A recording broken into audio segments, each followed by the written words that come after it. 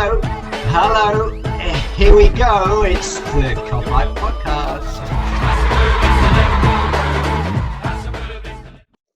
Hello everybody and welcome back to the Kopite Podcast. It is a brand new season, it's the 2021 season where Liverpool are the reigning champions and we look forward to our first game of the season at Anfield against Leeds United for the first time since 2003-2004 season. As usual, it's Jay Pearson and it is Mick Moran. Mick, how are you, pal? Not too bad, mate. You? Yeah, really good, mate. Excited for the start of the season, mate. I mean, it's not like we've had to wait long for football, is it really, given how this summer's gone? Yeah, it's just a weird scenario, and like two friendlies and a Community Shield defeat, unfortunately, and then another friendly against Blackpool, and then straight into the thick of it. But no, Leeds at home. It's going to be an enticing game, and it's interesting to look forward to. Definitely, mate. And what I love about it is the fact that it's the Premier League champions against, the champions of First Division. That's showing my age, isn't it? The champions of the Championship, as they say. It's going to be a cracking game because Leeds and Liverpool's always been a feisty fixture over the years, especially when we were growing up, because Leeds were, relatively always fighting for the top four, looking at trying to win the title a couple of times, and it was a top side. They had some fantastic players and stuff, and obviously the unfortunate relegation in 2004. But it's sort of like, for me, it feels like it's back to normal a little bit with Leeds back in the Premier League, because it's like Liverpool versus Leeds. That's what you look for, don't you? Yeah, it's always been one of them, hasn't it? Like you said, when we were growing up, it was United, Everton, Leeds, and obviously Nottingham Forest years ago, which is that they haven't came back up enough far enough yet to rekindle that. But now Leeds, even though they've been like a rival, I've always had a bit of a soft spot for Leeds. I mean, the only thing I think of with Leeds is that Michael Owen injury, where that's literally where his career pretty much ended, wasn't it? I don't know if that was the last time we played them, or it was like 2001. No, that was 1999-2000 season, that, mate. So, or 98-99. I think, yeah, it was just after World Cup when he come back. Oh, it was. Yeah. So yeah, we had played them for a good few years after that. But speaking of like the last time we played them, yeah, you'll like this one. I don't know if you know this, but obviously last game we played against them, season wise at Anfield, was October 2003 in a 3-1 win. Goals from Michael Owen, Danny Murphy, and Sinema upon goal in a 3-1 win. And there was a 17-year-old lad that played in that game as well for Leeds. I bet you can guess who it was. Jimmy Milner. It was Jimmy Milner, yeah. James Milner played in that game, which is fascinating now because he's gone on to win the Premier League and the European Cup with Liverpool. So we'll just touch on Milner at the start of this, mate. It's going to be an emotional day for him, and I think a lot of Liverpool fans expected maybe Milner to be lining up for Leeds, didn't they? Yeah, I think it was a bit. I don't know how much weight was in those links, but yeah, I think we did touch on it a couple of times over a few podcasts. He might be tempted to go back, and obviously that would be a dream for him. And maybe if Leeds, I hope they do stay up this season, maybe next year, or well, it depends how long Milner wants to go on for, really. Well, he's 34, isn't he now? So he could probably play till he's probably 38, 39, because he's just an absolute machine, isn't he? So it depends. If he stays another couple of years at us, he might then want to go on and do something go to a team like Leeds if they stay up in the Prem. I mean, he'd probably even go back even if they drop down and try and get them back in the Prem. But there's only so much a Millie machine can do. Like, he's an absolute beast. But I am glad he stayed. And I think, look at the game against Blackpool, and when you're missing Hendo in that team, you need someone like that who's always going to be on the lads, making sure they're up for it. I mean, we've got enough captains in the team, but to have another one like that with that much experience and quality, you can't really buy that, especially if you got him on a free transfer, which is crazy. Yeah, absolutely, mate. And like we said before, there was those sort of rumours that if Leeds did come up, Milner might want to go. But it's a testament to his loyalty to Liverpool, because we've done so well with him. He's been one of the cornerstones of the Klopp era. He's helped build this side to where it is today, and we wouldn't be here without James Milner. At the end of the day, he's been a vital cog in the machine. But he came out and said that he wants to sort of finish his career with Liverpool, and then he sort of said on the flip side to it as well, wants to be a coach and stuff like that. And it is a testament to his loyalty to the club, because at the end of the day, he's played the most amount of games in his career for Liverpool, hasn't he? So it's, I mean, we all love James Milner, and we'd never want him to we'd never want him to leave, but no one would begrudge him if he was lined up for Leeds on Saturday. But brilliant, glad he's not. And no one would begrudge him if he went again, would they? No, like you said, like the coaching thing he did. I think when it was Neil Critchley, like weirdly enough, obviously he's in charge of Blackpool now, but he got brought in by Critchley, didn't he, for the was it last season's game, a cup game? Can't remember who he played, but he got off to come into the dressing room, and obviously it was a young squad out there. So being 34, I think Critchley's probably not much older than them, to be honest. He's got that experience, and yeah, you can tell he's going to go into coaching. Whether he goes a step further into management, that's a whole different kettle of fish. But definitely coaching qualities, you can't get. There's not many better out there who can more suited to getting the best out of our youngsters. And obviously, he's not the most flashy player, but technically wise, he's great, and all the attributes you want from a youngster coming through, given 100% and stuff like that. He won't accept anything less than that. So if we could get him on our books as a coach and over the next couple of years and get past that experience on to the fledgling youngsters coming through the next couple of years, then that'll be boss. Yeah, absolutely, mate. In terms of going back down memory lane then for Leeds, obviously in the more recent years that we did play Leeds in the League Cup in November 2016, and we beat them 2-0. Everyone will remember that game because it was when Ben Woodburn had scored a goal, and everyone went mental for him. He was the youngest goal scorer for us, which was great. And then we played them again 2009, beat them 1-0. But when you talk about memories for Leeds, like massively in our era, mate, and when we were growing up, straight away you think of Tony Yeboah, don't you? Which, a ball hitting the bar and going in was renamed in the Urban Dictionary doing a Yeboah. So everyone remembers that game. There was the 2000-2001 season when we got beat at Ellen Road 4-3. And Mark Viduka would score 4 goals. We were 2-0 up in our treble winning season.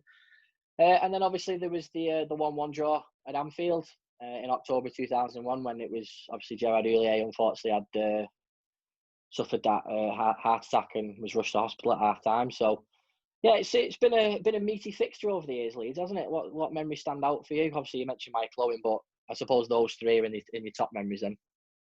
Yeah, like I said, Michael Owen, when I think of Leeds, I just think of that game, and I always, like being a young kid at the time, and I just thought it looks horrendous, that injury, and when you, with hindsight, you look back, he didn't have that electrifying pace. After that, really, I think he lost at least a yard. He was always still pretty quick, but that pace, you look at the goal against Argentina, where he just absolutely blew people away. That type of pace, now it's more accustomed in the league, but back then it was just absolutely crazy how fast he was, and it's probably one of the fastest players I've ever seen. But yeah, in terms of memories, obviously, like you said, Yeboah, you score a goal when you're playing on the field near your house, you hit the bar and goes in, you scream Yeboah, just stuff like that. And the Viduka game where he scored 4 was just absolutely mad. But no, over the years they had some boss players, didn't they? Like we managed to get Harry Kewell off them. We had like Rio Ferdinand and just absolutely top class players. And it is mad that like the decline he went on to and went down a couple of divisions. Didn't they go down 2 divisions as well? Or I think they went down 2, didn't they, at some point? Yeah, they did. Yeah, they did. Yeah, so it was a really big fall from grace, wasn't it?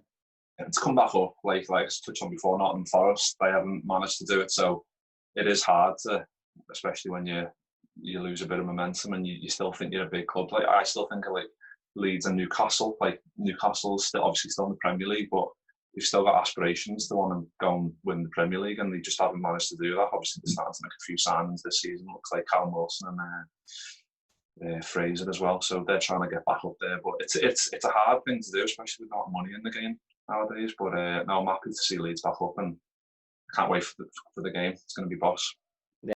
Yeah, mate. You've just mentioned there regarding the names that they had. We signed Harry Kewell from Leeds for a snip. I think it was like £5 million in 2003, and I was so excited that we got him. I got him on the back of my shirt straight away because I thought this is a left-footed player. We've needed that left-footed player for years, and I thought he could have took us to the next level. But obviously, he was hampered by injuries, and it was an absolute shame. And I mean, very quickly, thoughts on Harry Kewell? I just think the goals that stick out. Goal against Everton. Yeah. Goodison, great finish. One at Anfield as well against Everton as well. The one at Goodison, one at Anfield, where he just that celebration he done, didn't he? Yeah. No, but when he first joined, he was pretty good, and then obviously the injuries just started to take a toll on him, and obviously played in a few finals for us. It went off in the finals as well, but great signing. Like you said at the time, it was exciting times when we did sign. I think I was on holiday at the time when he signed. I was thinking, Jesus Christ, what a sign that is! And you just think that's going to be. I think we had a lot of false dawns back then, didn't we? Where we were trying to get back, and you thought this might be stepping stone to get us back up there, and it just wasn't to be. But no, definitely a great player. Definitely, and I think you look at players that have gone between the clubs as well. So I mean, again, October 2001, we all had our hearts broken when God had left to go to Leeds, and make up your mind of the reasons why. There's loads of books out there. Tom O's book gives you one perspective on it. Robbie Fowler gives his own perspective on it. So encourage anybody to read both of those books. It's absolutely brilliant reads to get both sides of the story on that. And Robbie Fowler going to Leeds was heartbreaking, wasn't it, mate? And it unfortunately didn't mainly work out for him because it was bad business deals at Leeds. But you've got Robbie Fowler, Ian Rush as well. He went to Leeds after he left Liverpool, didn't he? Gary McAllister, obviously, not between the two clubs, obviously. Gary Mack played early on in his career, then he played for us. And I remember there was a time where Lee Bowyer was, I think, hours away from arriving at Anfield, and that didn't go through. So, it's been quite interesting between the two clubs, hasn't it? Yeah, I remember that Bowyer link, and it was like, at the time, I was like, I didn't understand it because he was a good player, to be fair, but he wasn't the quality we needed to go to the next level. So I'm kind of glad it didn't work out really. He was just like a glorified Robbie Savage to me. Like he was hard in the tackle and that, good solid player, but at the time he probably would have fit in okay because we weren't the greatest. But in terms of wanting to get back up to the top of the league, I'm glad that one didn't materialise, to be honest. Yeah, absolutely, mate. Yeah, no, like I said, Leeds have had some good players over the years. Matt Viduka again, who just stand out. Jimmy Floyd Hasselbank was fantastic for them. And they go into this new era now with Marco Bielsa, and Leeds have sort of been the nearly men, haven't they? They sort of, we could relate to Leeds quite a lot over the last couple of years, haven't we? We've nearly, missing out on the title, missing out on the Champions League final. Obviously, we've rectified that now. But Leeds were on the cusp of winning the Championship, then not getting through on the playoffs. They were so many points clear and quote unquote bottled it and all that type of stuff. And then there's been the Amazon documentary that documented it as well. But they're finally back now. And Marcelo Bielsa has done a fantastic job in getting this Leeds side back up. And they've got some good talent, and it's not going to be an easy game on Saturday. No, and they've just signed Rodrigo as well, didn't they, recently? So I didn't even realise until I seen it that he was at Bolton back in 2010, I think. So he's had a little taster of it, but now he's 29 now, so he's a good solid player. He'll definitely they need. That's why I always think when teams come up, you need to sign like an established goal scorer, or unless obviously if they've got one already, that's fine. But they need to sign at least one goal scorer who's going to try and get them a few goals. Like with Norwich, I think like Pukki. Done quite well early on, obviously he tailed off towards the end, but you need someone who's going to put the ball in the back of the net, and I think he could do that for them. And they've got like Pablo Hernandez, they've got some good Helder Costa, talented players who obviously they've, like you said, they've had a few false dawns, but they've got a good solid squad there. I still think they need a lot more transfers coming in. Obviously said Rodrigo there's came in, but they definitely need a few more if they're going to want to stick around for the long run. Obviously Bielsa's done a great job. I think he probably needs a few more transfer windows in the Prem. Show how good they are. Maybe January they can target get some more transfers in. But no, good solid team, and it's not going to be the easiest game. I know we're at Anfield, but it's still going to be a tricky game, and he's done a great job there. So it's going to be a difficult one, definitely. Yeah, and I think like you've just touched on there with the transfers, keeping hold of Patrick Bamford was important for them because he is their top goal scorer. You mentioned Hernandez there; he has got an assist or two in him as well. And I thought, and like you said, signing Rodrigo is a statement as well at £27 million. That's a lot of money that for a newly promoted side. So yeah, it is definitely going to be interesting. But when we look at the Liverpool side that's going to line up on Saturday, and we're not here to predict the starting 11 because it's one of those things at the minute. You can predict it, and given what's gone on through pre-season stuff, it is a case of you just swap the midfield three, or people want to change different things at the minute, because we look at the Blackpool game, mate, and it was a game of two halves, wasn't it?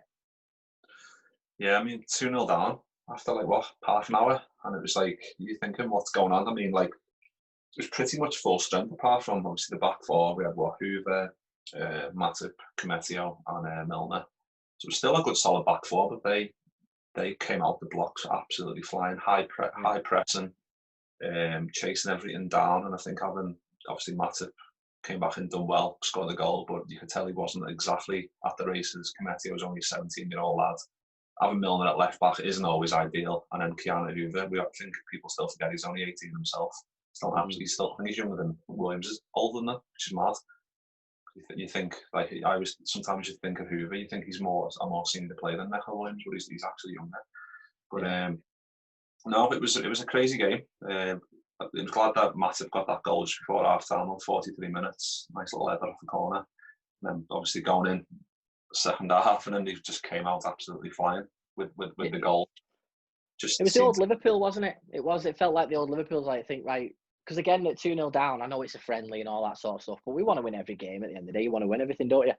I had no worries the fact that we'd turn it around in that second half, because I'm always confident in the side the way they have got that mentality now. But I think there's lots of question marks on social media and in the press as well regarding this Liverpool team and whether they can, take it to the next level. And, people say, oh, it's only Blackpool, but, Blackpool's still a strong side anyway.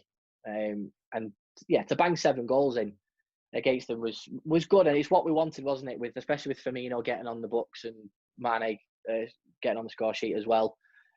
It's just great for the other lads as well. Like Harvey Elliott was just fantastic, mate, wasn't it? I mean, how do you sum him up at the minute? Who, Harvey Elliott?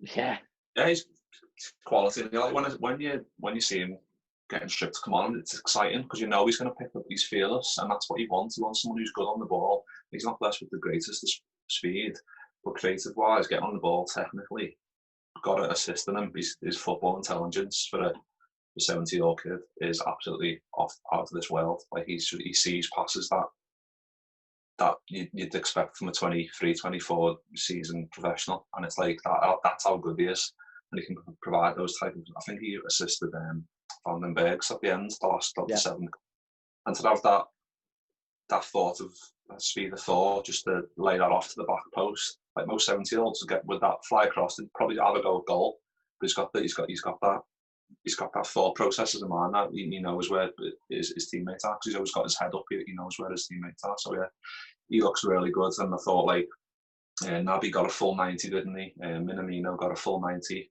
Firmino got a full 90. So all those three, I think they were probably our best 3 players, and they all stayed on the pitch for the full 90. And it's testament as well, because like I think we all worry about Naby Keita suffering another injury, don't we? It's kind of like, oh, is he going to get another little niggling injury again and then have to work his way back up to fitness? But he was the best player on the pitch for me.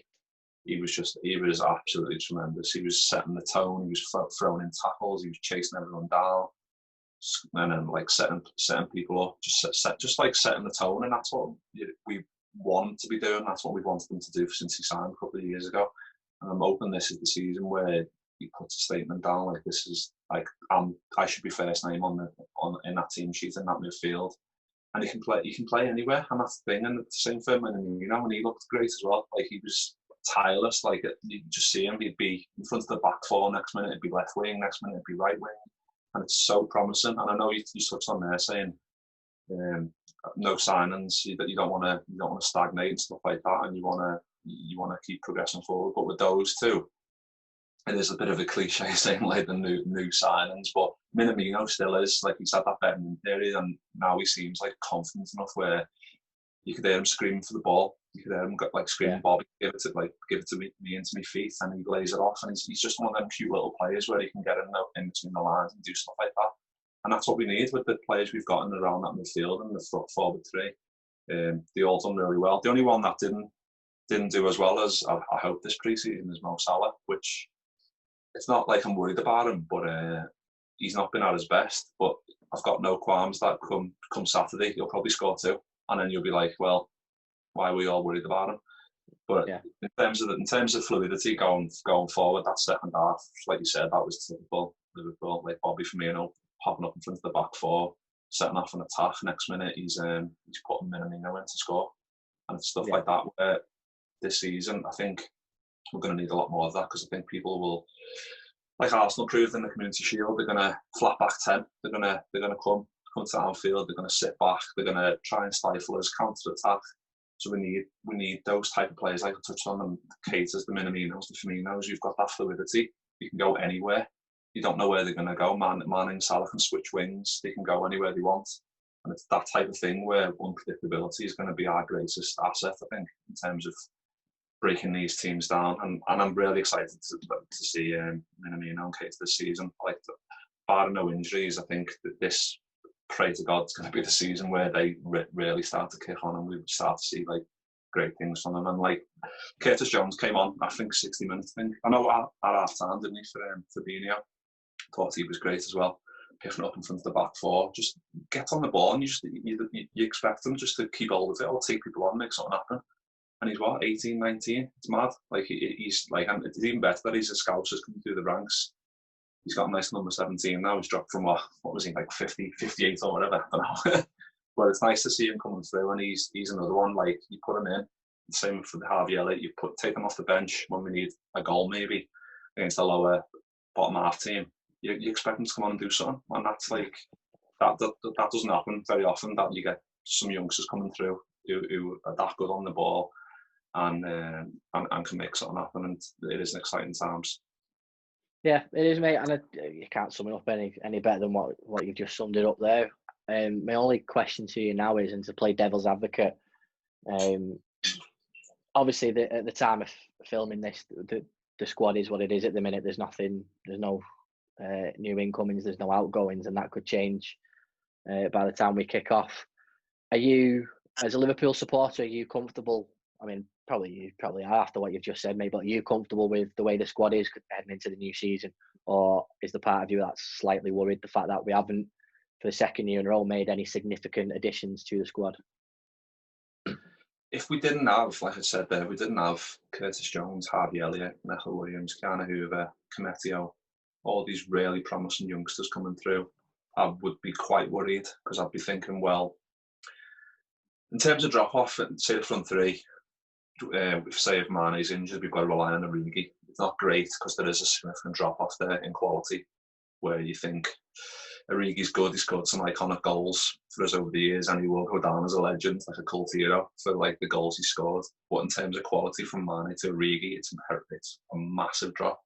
And it is concerning sometimes, but those front three, touch wood, they never really get injured, and even when they do, they fight through it. It's like Luis Suarez, he never got injured, and it's that type of mentality, and that's why they've been brought in, because they've got that mentality. They want to run through brick walls. They don't get injured easily because they've got that. But fair enough, Klopp's got them up to a level where fitness, where they're that good, and also they've got the mentality where they want to go above and beyond, and they want to play every game. And like, to obviously touch wood, they don't get any injuries. But I'm not worried in terms of, well, I think after like 10 games, we'll see. And if we've won 10 games, all the talk about, we should have maybe signed someone, will have dissipated, because this squad is quality. And I think, like we touched on last podcast, any other manager in the league would trade places. I don't even care who you are. Even if you're Chelsea, you've done absolutely tremendous work, like Chilwell, Ziyech, Thiago Silva, Werner, like some absolute, and Havertz as well.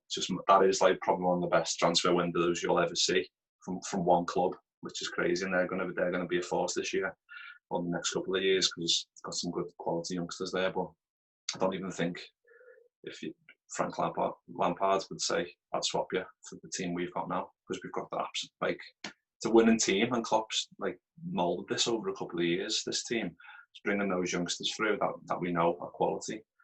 And we've touched on it before, people want a shiny new player because it's brand new, and they want some fresh blood in the team, which I understand. But if this team's going to win the league with 99 points, and we only went out the Champions League from a couple of errors from Adrian, who's our second goalkeeper, because we didn't have Alisson, if we had Alisson, we would have probably went all the way. It's like, then I understand the frustration, I do, but like if Wijnaldum, if he does go, which I don't want him to, and we bring Thiago in, we're not bringing anyone extra in. It's the same. And I know they're not it's not a like for like change because they're different. Like Thiago is more a flashy player; he can make more assists. And you're talking from a number of bodies, aren't you? It's not like adding the depth. You're just taking one person out and putting another person. Even though Thiago's a quality player. Yeah, and like I said, it's not a like for like swap because they're quite different in terms of the styles and that. But I think now it's the squad's just. Look through the squad and it is really good. We have got a bit of drop off in quality, like I said. If someone gets injured, we'll be. Well, I don't even want to go on Twitter if fucking Mane gets injured or something because they'll be absolute. Well, I told you we should have got this player in, got this player in.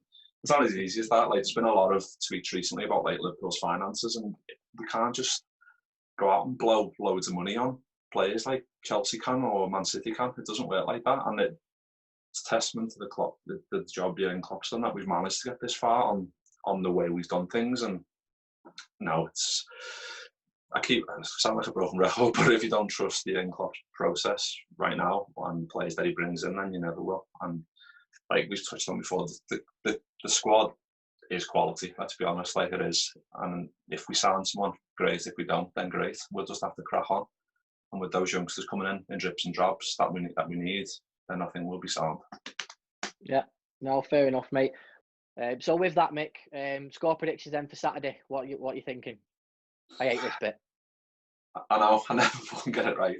I'm going to go for 2-0. Every time I say a fucking clean sheet, we end up conceding. But no, with Van Dijk and that the back four, it's going to be. They've got some good players like we touched on, but I think we should be sound to get to score a couple. I hope Salah just bags two and just comes back with a bang, and we start off the Premier League season the best way we can. What about you? Well, Salah's chasing his 100th goal, isn't he? I think he's on 94, so he'll want to get there as quickly as possible. I'm going for the same scoreline from the last time we played them at Anfield in the league, so I'm going to go for 3-1 again. But yeah, Liverpool go into the first game of the season on Saturday against Leeds United, a game that we're all looking forward to, where Jurgen Klopp's men try and defend the Premier League title, which is a sentence I've never thought I'd ever say, and I'm absolutely buzzing to say that sentence. We are going into a new season, the defending champions. We appreciate everyone listening on Spotify, on Apple, or wherever you get your podcast. Give us a review if you can. And for those who are watching on YouTube, again, we appreciate it. Like and subscribe and leave us a comment if you can. So yeah, that's us, that's Mick, that's Jay, and we will see you next time.